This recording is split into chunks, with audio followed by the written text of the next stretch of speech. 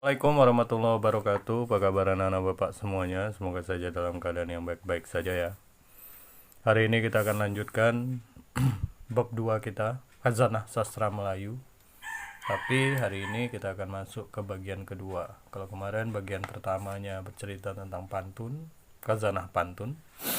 Nah, pada pertemuan kali ini kita akan membahas khazanah syair dan khazanah gurindam. Oke ya, kita mulai saja ya. Syair itu berasal dari bahasa Arab syi'run yang artinya perasaan. Ya. Syair adalah seni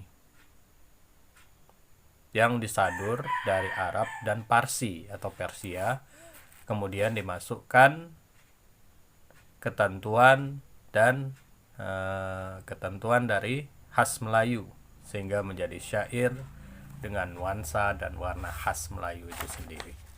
Ya. Di dalam syair itu terdapat banyak kisah dan nasihat.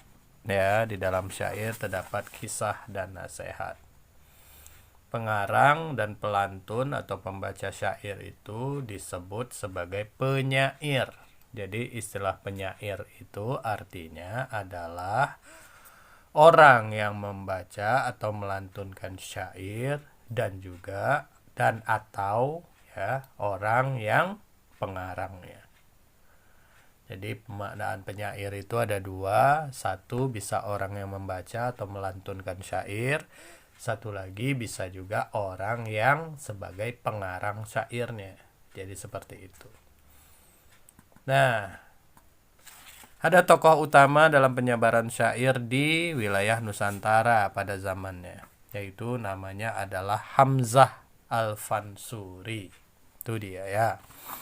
Jadi tokoh inilah yang berperan dalam penyebaran syair di wilayah Nusantara pada sekitar abad ke-18 atau abad ke-19 Masehi. Ya. Adapun ciri-ciri syair antara lain terdiri dari 4 baris dalam satu bait. Ya, jadi syair ini sama dengan pantun. Dalam satu baitnya terdapat 4 baris. Dalam satu baris terdiri dari 8 hingga 12 suku kata. Ya. Ujung kata dari satu bait harus sama atau istilahnya bersajak a karena dia 4 baris ya. Nah, setiap baris itu adalah isi dan tidak ada sampiran. Nah, di sini kita lihat perbedaan antara pantun dengan syair. Kalau pantun dia punya namanya sampiran atau pembayang, sedangkan syair tidak. Jadi dari baris pertama sampai baris keempat ini semuanya adalah isi, tidak ada istilahnya sampiran. Nah, yuk kita lihat, ini ada sebuah syair. Ya, ini sebenarnya ada cara membacanya ya. Kalau kalian punya buku, kalian tinggal Kalian tinggal scan saja ini barcode ini. Dia akan menuju ke sebuah situs internet ya, bukan situs sih sebenarnya, sebuah channel YouTube. Channel YouTube milik dari penerbit Gahara ini. Ya. Nah, di situ kalian bisa mendengarkan pembacaan syair yang benar ya, syair yang ini secara benar. Ya, kalau Bapak jujur saja, Bapak bukan pembaca syair yang baik, Bapak juga kurang baik dalam membacakan syair ya. Kurang baik mungkin. Tapi kita coba yuk. Dengan bismillah sebermula kata, membasahi lidah, semoga lapokta, limpah rahmatnya ke alam semesta,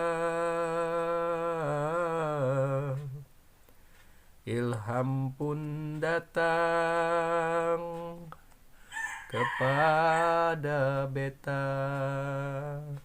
Mungkin seperti itu lebih kurang ya. Nah, kalau yang mau benar ya, seperti yang Bapak bilang tadi, silakan scan barcode ini. Kalau kalian punya buku ya, silakan scan barcode ini. Itu akan mengarah ke channel Gahara. Di situ ada pembacaan secara benar ya. Oke, pada masa sekarang ini syair itu cenderung diartikan sebagai puisi yang terdapat dalam lagu. Syair itu sama kayak lirik lagu. Kalau orang sekarang menganggap syair seperti itu, sebenarnya itu tidak tepat. Ya, kenapa? Ya karena memang bukan seperti itu. Yang syair ini, yang syair itu adalah ini, yang seperti yang Bapak baca tadi. Ya, nah sementara kalau dia dianggap sebagai lirik lagu atau dianggap sebagai puisi dalam lagu, ya itu salah, kurang tepat. Jadi tugas kita lah untuk membenarkan atau untuk meluruskan kekeliruan yang sudah ada selama ini. Ya, di sini macam-macam, ada contoh syair, ada syair irama burung. Nah, ini seperti yang Bapak bilang tadi, ya bagi yang punya buku silakan scan ini ya. Silakan barcode ini di scan. Kalian bisa tahu nanti kayak mana ke apa yang sebenarnya, apa namanya, pembacaan syair yang sebenarnya. Ada irama surat kapal, ada irama dodoi anak ya. Nih kalau tidak salah seperti ini nih irama burung. Kalaulah pandai jadilah pematut, kalau pintar jadilah penaut, kalau cerdas jadilah pembaut, kalau geliga jadilah pemalut. Nah, seperti itu. Mungkin ya seperti yang Bapak bilang itu kurang tepat ya pembacaannya, karena memang suara juga tidak mendukung. Nah, jadi tolong kalian apa namanya, kalian scan saja ini ya, scan, nanti kalian akan mampir ke channelnya, channel Gahara ini, dan kalian bisa mendengar yang benar.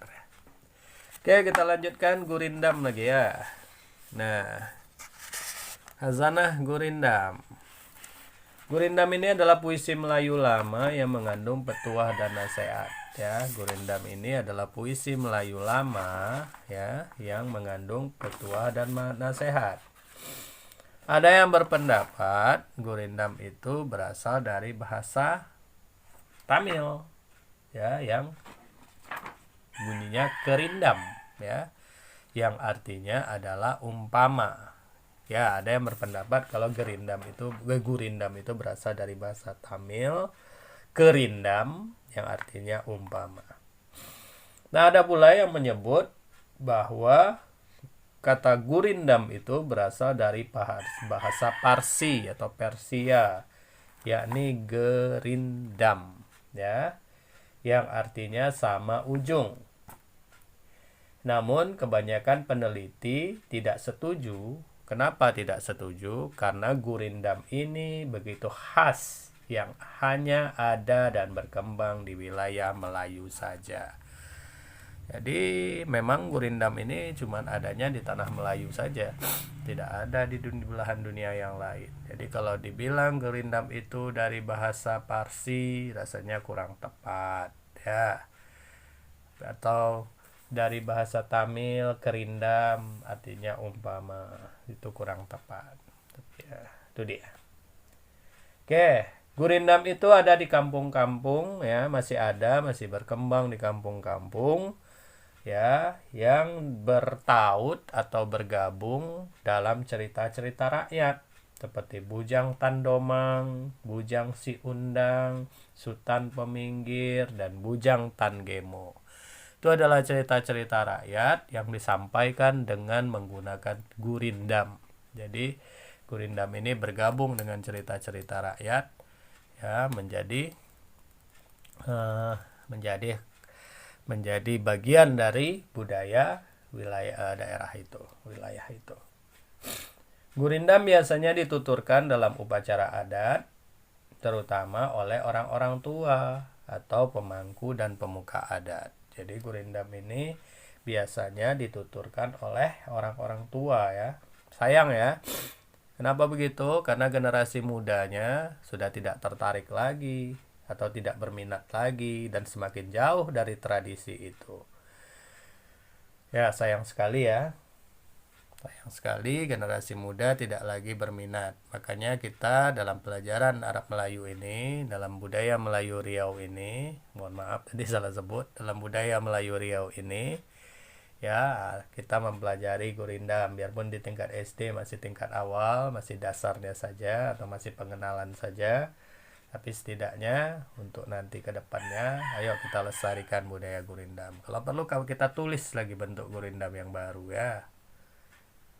Nah, salah satu tokoh yang terkenal ya, yang sangat berjasa, yang menjadikan gurindam ini kembali terkenal adalah seorang yang bernama Raja Ali Haji.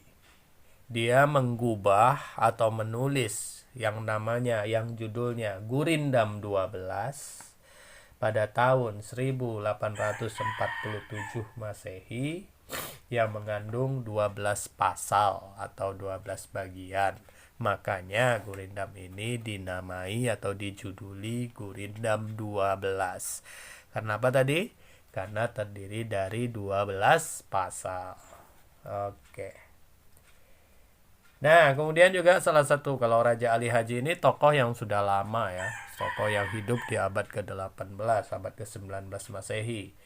Nah, kalau yang tokoh sekarang ini, yang tokoh dari zaman kita, yang sezaman dengan kita, itu almarhum Haji Tenas Effendi. Ya, Bapak ini adalah seorang tokoh yang banyak mengumpulkan gurindam dari para tetua di kampung dan pedalaman Riau. Itu dikumpulkannya gurindam, kisah-kisah lama, pantun-pantun lama. Dia masuk ke pelosok-pelosok kampung, mencari orang-orang tua yang masih tahu, yang masih paham, kemudian mengumpulkannya dalam bentuk buku, dalam bentuk tulisan dan buku. Ya, jasanya sangat besar sekali. Ya, sayangnya beliau sudah wafat pada tahun 2015 kalau tidak salah ya.